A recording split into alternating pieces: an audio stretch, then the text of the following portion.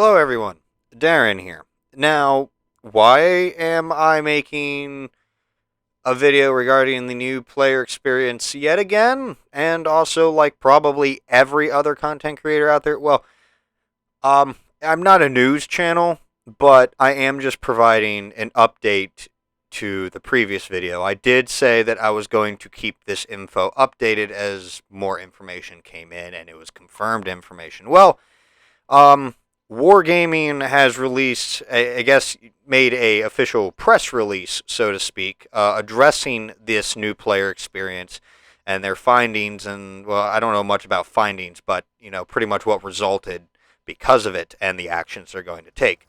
So I'm going to pretty much read the press release verbatim, and I'm also going to post the image of both parts here on the screen for you to read, so that way you know I'm not bluffing or fluffing any of this. And of course, you can enjoy some gameplay in the background here. On a side note, once I release this video, I'm going to make the other new player experience video unlisted, and I'll be posting the link in the description of this video, but you will no longer be able to find the old video without this link. Again, that will be in the description. So, here is the announcement.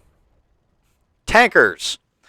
World of Tanks console is a deep and challenging game. While many of you have been able to master the game through hard work and playing thousands of games, we've had issues with many new players who find the learning curve punishing. In order to help new players and retain them long enough to discover what makes this game so special to many of us, we have started working on improving our new player experience. The new player buff. As a part of improving the new player experience, we have been testing to see whether making new players feel more competent during their initial foray into the game will help them stay longer with the game.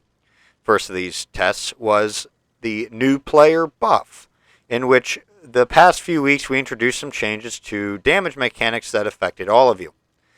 They were first introduced with the British Invasion update on December 7th. With this update, new players dealt more and received less damage up to the first 100 battles. Apparently I was wrong. It's not the first 10, it's the first 100.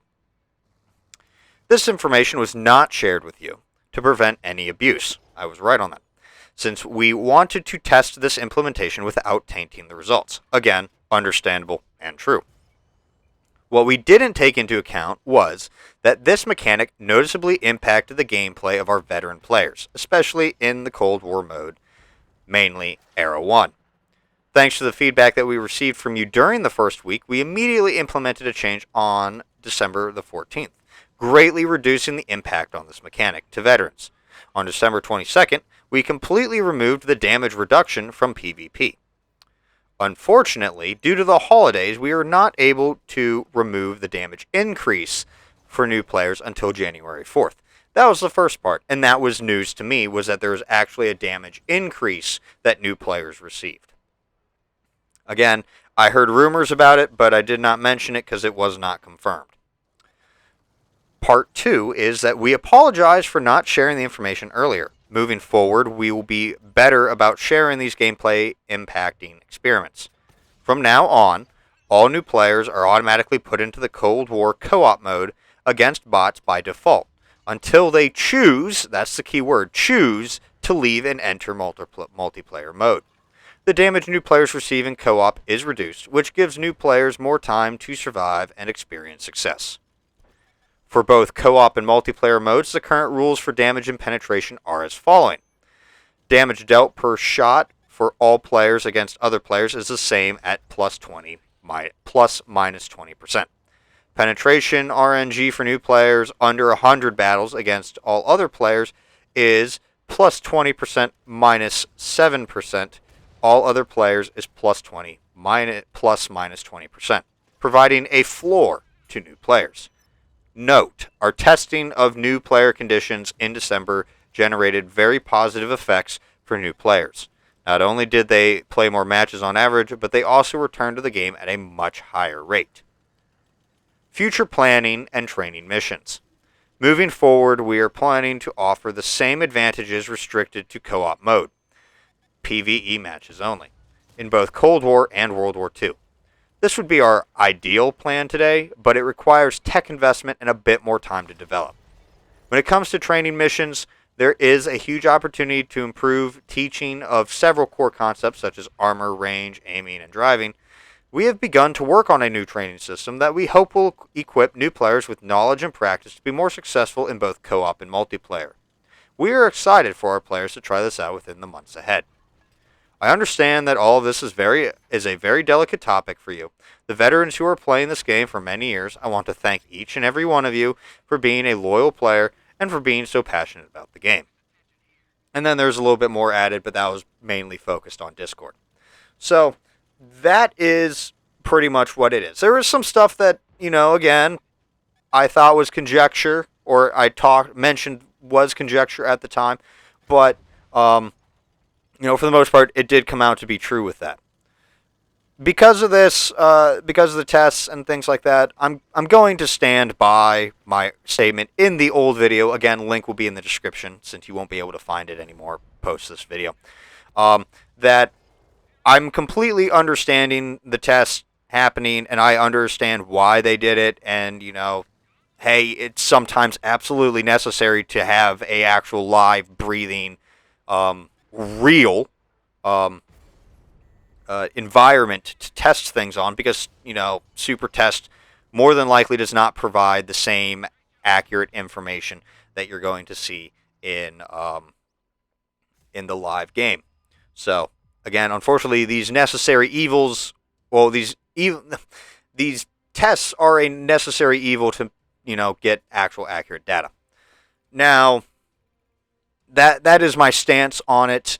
Did they implement it effectively in terms of letting the community know or handle it PR-wise? Well, I don't think so. I think they implemented it all sneaky-like without giving a warning or explaining it, or actually just sending someone on overtime to go and disable both features. I do believe they failed on that horribly with addressing the issues. But again, at the end of the day, I'm on the side of, hey, do what you need to do to keep the game alive. But again, I have to stress, instead of complaining about something that has already happened, this has already happened, by the way, and the changes they've already implemented, instead of, complaining about it, focus your attention on pushing the more important issues to them and let them be aware that, these issues are still the more prevalent issues, not the new player experience. So, go and continue suggesting the balance or removal or non-balance of artillery if that is your focus, your thing, your gripe. Or tech tree balance changes, or nerfing, or buffing, or matchmaking, or +1, -1, whatever it is that you deem is more important than this thing, this test, because again, it was only a test. Instead of complaining about something that's happened here in the past already, let's focus on trying to get the key core issues that have been plaguing the game fixed. Let's focus on that. Otherwise, that does it for this update video. I'd like to thank you all for watching. If you found this video helpful or eye-opening, or just in general a good update video, hit that like button. Feel free to comment your thoughts on this update, this press release, in the comments. Again, but be mature and adult about it, please. I do watch them, and I do mod the comments if I deem it necessary. Otherwise, if you're new to the channel, hit that subscribe button, or check to make sure you're still subscribed. Down below if you liked the video and you want to see more content on the channel. But until next time, this has been Darren of WotC Academy.